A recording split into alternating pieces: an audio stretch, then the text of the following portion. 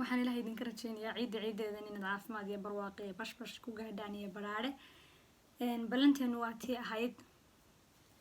inay gabdhahu jirkooda ku mashquulaan inay isqurxintooda ku mashquulaan inay waxbarashadooda iyo tacliintooda iyo horumarkooda ku mashquulaan iyagoo ay waqti isgeliyaan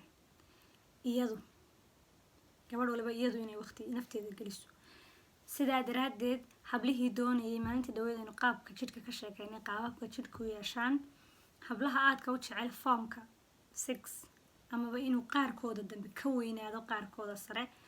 waxaan rabaa inaan samtuso exercise kan yar oo haddaad samayso adigoo oon qaliinna gelin kimikana lagugu mudin waxaan kula daawana isticmaalin aad yeelan karto qaab dhismeedka adigu aad jeceshahay samiruun bay u baahan tahay iyo inaad samayso maalin walba maaha maalin walba weegi 2 jeer baa kugu filan qaabkan exercise-kan wuxuu u baahan yahay guud ahaan marka la isku soo dubo 20 ilaa 25 daqiiqo subaxii aan oranay haddaad doonto galabtii waad samayn kartaa waxaase ugu fiican in qofku markuu soo kaco uu sameeyo qaabkan squeeze-ka markaad si qumaatiya isu taagto lugahaaga space-ka u dhexeeyaana uu isu noqdo mid isu dheelitiran markaad hawada dhexe fadhiisanaysana sidaas jilibkaagu waa inuu ka dambeeyo suulkaaga waa inuu jilibkaagu siduu u laabmayo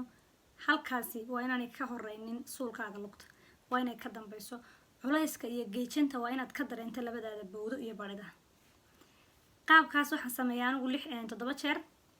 qofka doonayo inuu si degdeg uga midho dhaliyo oo isbedel degdeg u arko ama isle aad bay u dhuuban tahay qaarkaaga dambe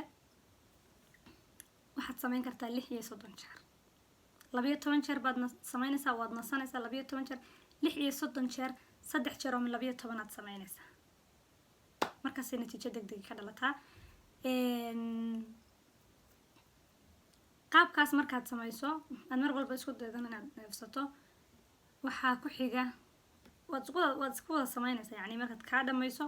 noocan aad qaabkan aad samaynaysaa xagan iga soo maray okay qaabkaas waxa ugu muhiimsan lugta markaad soo laabayso lugta inaad straight u kala bixiso markaad soo laabayso ciribtaadu waa inay laf dhabartaada bartankeeda maaragtay kusoo ay ku beegantaa sidaasna 7 jeer baan sameeyay laakiin 15 jeer waad samayn kartaa ala choice-kaaga anigu aad uma train gareeyay qaarkayga dambe because lugahayga aad isugu dhow ka baqaya haddaan culayskayga xagga dambe uu bato qaarkayga dambe hadday cagahaygu inay isu dhawaadaan laana muruqun baa la koriyaa haddaad doonayso inuu jidhkaagu qaybtaasi weynaato muruqa markaad koriso isagaa riixaya baruurta ka sarreysa saasaad ku helaysaa foomka aad jeceshahay ee doonayso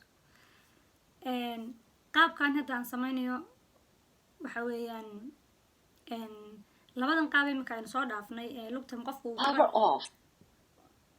sorry samicatayda marna qofku lugta intaad kala bixiso aad culayska waa inaad ka dareento halkaa barida ay ka bilaabanto waa inaad ka dareento xanuun qaabka labaadna waxa weeye markaad lugta saa u kala bixisay haddana soo laabto kubka iyo muruqa kubka iyo bowdada ayuu aad u exercise gareynaya qaabkan hadda aan sameynayno waxa weeyaan miskahaaga wey ama qayb halka ilmaha lagu qaato markaad qumaati isu taagto lugtaada fure wide sida ugu malaan maaragtay fure saas ugu soo laabay labadaada lugood marba mid waxaa kaloo gidaarka intaad ku tiirsato inaad lugtaada si saas camal gadaashaada exerciseyadan markaad dhamayso ee aad subaxii samayso waxaan rabaa inaad cabto borotiinkan borotiinada qaar dadku way iibsadaan isagoo diyaarsan buu yaalaa dukaamada anigu ma jecli cuntooyinka processed foodka ama la sameeyo ay warshadu sameeyaan sidaa daraadeed waxaan samaystaa anigu borotiino iyo mid ii khaasa anigaa samaysto idinkana waxaan idinkula talinaya haddaad heli kartaan idinku inaad samaysateen waqti badan kaama qaadanay borotiinadu way kala duwan yihiin qaarba qofba mid baa u shaqeeyo kana anigu hadda isticmaalaa waxa weeyaan mashiinka waxaad ku wada ridaysaa 3 midho timira xabad muusa koob caana 2 midho beed ah intaas waa jeexar fokaadha xabad muusa saddex midho timira iyo koob caana iyo 2 midho beed ah intaasaad ku wada ridaysaa mashiinka aadna u dhadhan wanaagsan timirta ayaa beedka kaa qarinaysa gafiiro gaara haddii aad joogto dhulka Yurub beedka aad cunaysaa waa inuu ahaado beed biyo ah ama aan wax kiimikaal lahayn ama ay dhaleen digaagadaha ku nool beeraha ee xorta ah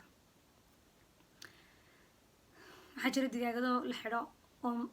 space aad u yar ku jira oo lugaha la ka xidhan oo lagu quudiyo cuntooyin khaas ah oo mashiin lagaga dhaliyo beedkoodu ma aha nadiif marka isku day inaad beed chemical free cunto ama original haddii aad allergy ku qabto beedka halkaa beedka waxaad ku bedelan kartaa lows sidoo kale digaaga ayaad ku bedelan kartaa exercise-ka kadib markaad maskahaaga iyo baridaada iyo lugahaaga aad exercise fiican siisay aad u dhibtoodaan haddaad saacad gudaheed kadib cunto digaag hilib digaag iyaduna aad bay u fiican tahay waxaad arkaysaa natiijada 3 ilaa 6 week 3 ilaa 6 week marka khayr iyo caafimaad iyo baraare iyo bashbash iyo barwaaqaan idin rajaynayaa waxaan aad idinka codsanayaa channelkayna ay subscribe gareysaan inaad furataan kanaalka maxaa la yiraahdaa chaliska si aan mar walba wax soo galiyaba u aragtaan leanna wax badan ma soo gelinayo yani idin ma iscaajinayo ama waqt ma jeceliin asxaabtayda iscaajiyo ama mar walba wax idin soo dhacaan hal mar baan waxaan soo gelinayaa wax faa'iido idin ah inuu kala faa'iideysanina rabadaantina way naga dhamaatay barnaamijkii iyadana waan soo wadaa iyo hal barnaamij oo kale midna oo Ingiriisi ku bixi doono midna German inta